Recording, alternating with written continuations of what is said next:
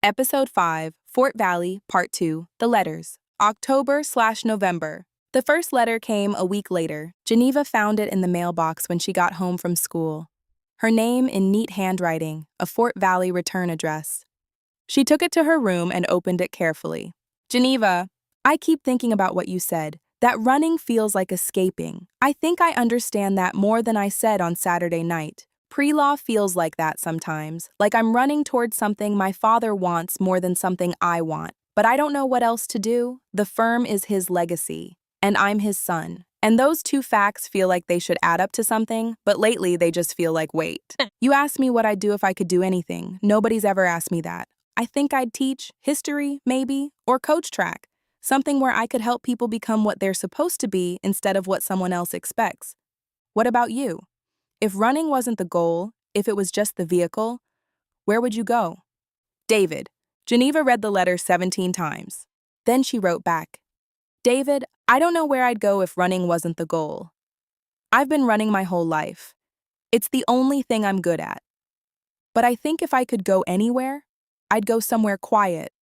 Somewhere nobody knows my time or my mother's prayers or how fast I'm supposed to be. Somewhere I could just be Geneva, not Geneva, Washington, fastest girl in Florida, just Geneva. Does that make sense? David wrote back 3 days later. Then Geneva wrote back. Then David called. It was a Sunday night. Long-distance rates were cheaper after 9. Geneva's phone rang and Loretta yelled from the kitchen, Geneva, phone! Geneva picked up. Hello? It's David, from Fort Valley. Is this a good time? Geneva's heart did something complicated. Yeah. This is good.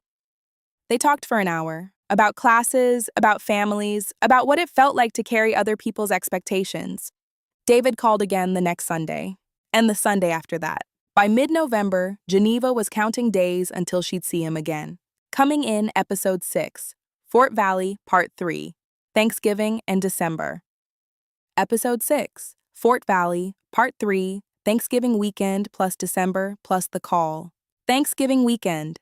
Geneva told Loretta she was going back to Fort Valley for the weekend. To visit campus, Geneva said. Coach Ellis wants me to meet with the team, talk about spring training schedules. Loretta looked at her daughter. This about that boy? Geneva felt her face heat. His name is David. Loretta said, I know what his name is.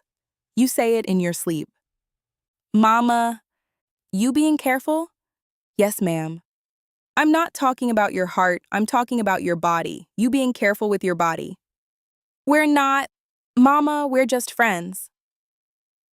Friends don't make you smile the way you've been smiling. Friends don't make you check the mailbox 3 times a day. Friends don't make you sit by the phone on Sunday nights like you're waiting for the second coming. Geneva said nothing. I'm going to say this once. Boys will tell you anything when they want something. And you're 17 and you don't know the difference between a boy who means it and a boy who just means it right now. You think you do, but you don't. David's not like that. Every girl thinks her boy is different until she's pregnant and he's gone and she's raising a baby by herself. That's not going to happen. Just be careful, because you've got a future, Geneva, and babies don't care about futures. They just care about right now. Geneva went to Fort Valley anyway. Fort Valley, Thanksgiving weekend. David picked Geneva up at the bus station Friday afternoon. He was wearing a Fort Valley jacket and smiling like he'd been waiting all month to see her. You're here. I'm here, Geneva said. They spent Friday walking around campus. David showed her the library where he studied, the student center where he ate lunch, the track where he ran every morning. They talked like they'd been talking on the phone, easy, natural, like they'd known each other longer than 6 weeks. Saturday morning, Geneva ran with the team. Coach Ellis timed her on a 400-meter, 54.3 seconds. You're getting faster, Coach Ellis said. I'm motivated. Coach Ellis looked at David, who was sitting in the bleachers watching. I can see that. Just don't let motivation become a distraction. No, ma'am. Saturday afternoon, David took Geneva off campus. They drove to a diner in town and ate cheeseburgers and talked about what life would look like if Geneva committed to Fort Valley. You'd be here, I'd be here. We'd run together in the mornings, study together at night, build something real. What kind of something? I don't know yet, but I want to find out. Saturday night, they went back to David's dorm room. It was small, twin bed, desk covered in law textbooks, poster of Jackie Robinson on the wall. They sat on the bed and talked, then they stopped talking. Geneva made a choice. Not because she had to, not because David pressured her, because she wanted to, because David looked at her like she was more than fast, because he listened, because for the first time in her life, Geneva Washington felt like someone saw her, all of her, not just the girl who ran, and stayed anyway. Afterward, lying in David's twin bed with his arm around her, Geneva thought, this is love. This is what love feels like. You okay? Geneva said, yeah, I'm okay. I mean it, about us, about building something. I know. I'm going to write to you every week and call you every Sunday. And when you commit to Fort Valley in the spring, we're going to figure this out, together. You? Promise? Promise. Geneva flew home Sunday night thinking, I have a future, and it includes him. December. The letters continued. David wrote about finals, about going home to Augusta for Christmas, about his father asking when he was going to start thinking seriously about law school applications.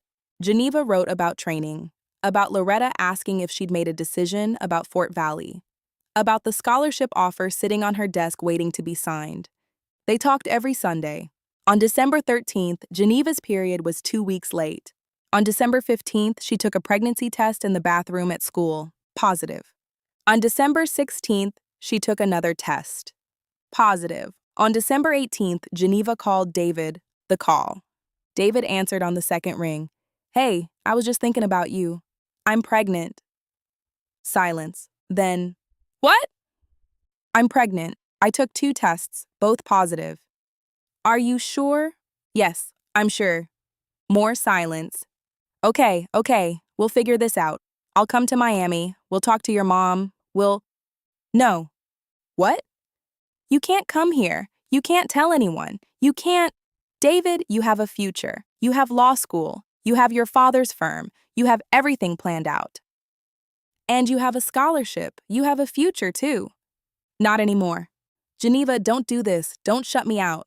We can figure this out together. There's nothing to figure out. I'm having this baby, and you're going to finish school and go to law school and become a lawyer like your father wants, and you're going to forget about me.